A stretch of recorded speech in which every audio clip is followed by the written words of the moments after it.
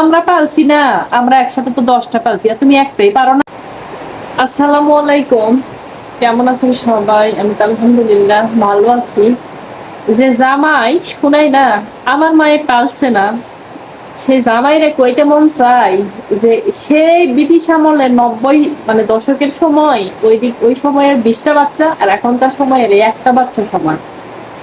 তখনকার বাচ্চারা খেলতো, বিশাল বড় একটা উঠান ছিল, খেলতো, 4টা ভাত মাখাইয়া দিত, খাইতো। কিন্তু এখনকার এই চার দেওয়ালার মধ্যে হলো, যদি ভাত মাখায় দিয়ে বলা হয় তুমি খাও, আমি আর একটা কাজ করি, আর একটা কাজ আমি ঠিকই করে আসতেছি, কিন্তু তার খাওয়া হচ্ছে না। এখন হয়তো বা অনেকেই বলবেন যে আপনি এভাবে বলতেছেন কেন। বলতেছি হচ্ছে এই কারণে যে তখনকার সময় মানে আমাদের দাদির মানে দাদার দাদা, তার দাদা বা তারাই কিন্তু কৃষির উপর নির্ভরশীল ছিল। তখন কিন্তু আর এই ঢাকা শহর, চট্টগ্রাম, নারায়ণগঞ্জ, ফতুল্লা এই মানে বাহিরে আসা লাগতো না।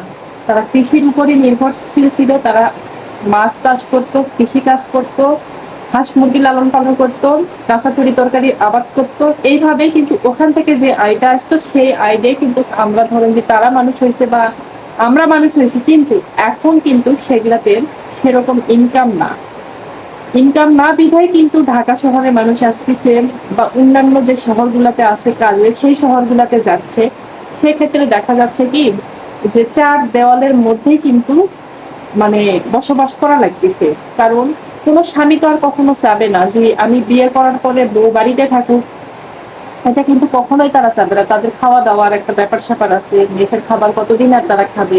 এই কাজগুলোর ক্ষেত্রে আবার দেখা যাচ্ছে দুই একটা বাচ্চা হয়েছে বা বাচ্চার বাপ মাকে পাচ্ছে, বাপকে পাচ্ছে না, দেখা যাচ্ছে সেখান থেকেও বঞ্চিত হচ্ছে। বিধায় কিন্তু বাধ্য হয় এই চার দেওয়ালের মধ্যেই কিন্তু সংসারটা আমাদের জেনারেশনের যে মেয়েরা বা ছেলেরা যারাই আছে না কেন তারা করতেছে করতেছে। এখন এই বাচ্চাকে কিন্তু সে একাই পালতেছে। 10টা যদি হেল্পিং হ্যান্ডও থাকে, হেল্পিং হ্যান্ড তার নিজের যে কাজগুলা, বাসন ধোয়া, কাপড় ধোয়া, ঘর মোছা, এগুলা হয়তো বা করে যাচ্ছে। কিন্তু বাকি যে বাচ্চার যে খাবার দাবার বা বাচ্চার যে পেশাব পায়খানা পরিষ্কার, বাচ্চার যে গোসল করানো, ঘুম পাড়ানো, সেগুলো কিন্তু একটা মাকেই করতে হয়। সেটা কিন্তু আর কেউ করতে আসে না। সেই সুবাদে যখনই মানে এই কথাটা মানে শুনি, আমার মা পালছে না, আমার মা এতগুলা আমরা মানুষ হয়েছি আর তুমি একটা মেয়ে পারো না, এই কথাটা শুনলে তখন আরো বেশি কষ্ট লাগে যে তোমাকে আমলে সেই 20 জন আর আমাকে আমলে এই একজনে কিন্তু একাই 100। কারণ তাদেরকে ভাত যদি মাখায়ও দিয়ে বলা হয় যে খা বাবা খা, খাবে না। যতক্ষণ না তাকে তুলে খাওয়াইছেন, যতক্ষণ না তার মর্জি মতো খাবার আপনি সামনে দিচ্ছেন। কিন্তু আমাদেরকে কি করছে, আমাদেরকে ভাত হয়তো বা উঠানের মধ্যে কসলায় মেখে দিচ্ছে, খাইলে খাইছি, না খাইলে না খাইছি। কত কি আদর যত্ন করে কি মানুষ করার মতো কি আমাদের মায়েদের সময় ছিল? আমাদের মায়েদের সংসারে যাবতীয় কাজ করা লাগে। আবার অনেকেই মানে বলে আমরা সেই সময় পানি ধোয়াইছি, মশলা পাটাতে বাটছি, ঢেকিতে ধান মানে ধান বের করে চাউল বের করছি। এগুলা তো ডিজিটালের বাংলাদেশ আসছে, এগুলা তো আমাদের প্রশ্ন। আমরা মানে সুযোগ সুবিধা পাচ্ছি বিধায় আমরা নিচ্ছি, না হলে আমরাও কলসি করে ভর্তি করে পানি নিয়ে আসতাম, শিল পাটাল বাটতাম।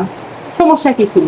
এটা হচ্ছে এই যুগের দোষ, যুগের সাথে তাল মিলায়ে এইটা হয়েছে বিধায় সেই ক্ষেত্রে দোষ। এই জন্যে আমরা ওই পাটা তো বাটতে পারতাম, ওই কি বলে আপনার কলস করে ভর্তি করে পানি নিয়ে এসে কাজ করতে পারতাম, টিবল চাপে সবকিছু করতে পারতাম। কিন্তু যেহেতু ডিজিটাল বাংলাদেশ হয়েছে, আমরা এখন মোটর লাগাচ্ছি বাসাতে, ট্যাপ সাইডে কাজ করতেছি, ব্লেন্ডারে মশলা গুঁড়া করতেছি, আমাদের কোনো কষ্ট হচ্ছে না। কিন্তু সবচাইতে কষ্টটা কি জানেন? এই চার দেওয়ালের মাঝে একটা বাচ্চাকে রাখা, বাচ্চাকে মানুষ করা, বাচ্চাকে মানে সবকিছু মিলেই একটা মায়ের উপর যে কতটা প্রেসার যায়, সেটা একটা মাই কিন্তু জানে। এই যে আপনাদের সাথে কথা বলতেছি, এই কথাটা কখন বলতেছি জানেন? এই কথাটা যে বৃষ্টি পড়তেছে দুপুর বেলা, আমার ছেলেকে আমি সকাল থেকে দুপুর পর্যন্ত যাবতীয় কাজ কর্ম সংসারে সব বুঝে পরিষ্কার করে ওরে খাওয়াই ঘুম পাড়ায়, তারপরে আপনাদের সাথে বসতে এই কথাগুলো দুঃখের কথা বলার জন্য। এখন এই চার দেওয়ালের বাচ্চাদেরকেও যতটুকু পারা যায় ততটুকু সুন্দর মতো করেই কিন্তু মানুষ করার আমরা চেষ্টা করতেছি, যতটুকু পারতেছি আর কি। তারপরেও কিছু কিছু মানুষজন আসে বলেন একটা নিয়েই পারো না, আর একটা হলে মানে কি করবা, আর একটা যখন হবে ও সেটার দায়ভারও কিন্তু আমার কাঁধে আসিয়ে করবে, আমারে কিন্তু কেউ করে দিবে না। আমাকেই করতে হবে। আমি পেটে যেহেতু রাখতে পারছি, করতেও পারবো। এটা শুধু আমি না, এটা সমস্ত মেয়েদেরই কথা। যাই পেটে রাখতে পারে সে একটা বাচ্চাকে সম্পূর্ণ দায়ভারও সে নিতে পারে। তার যদি পর মানে হয়ও সেটাও নিতে পারবে। কিন্তু এভাবে খোঁচা মারে আর ঘা করার দরকার নেই।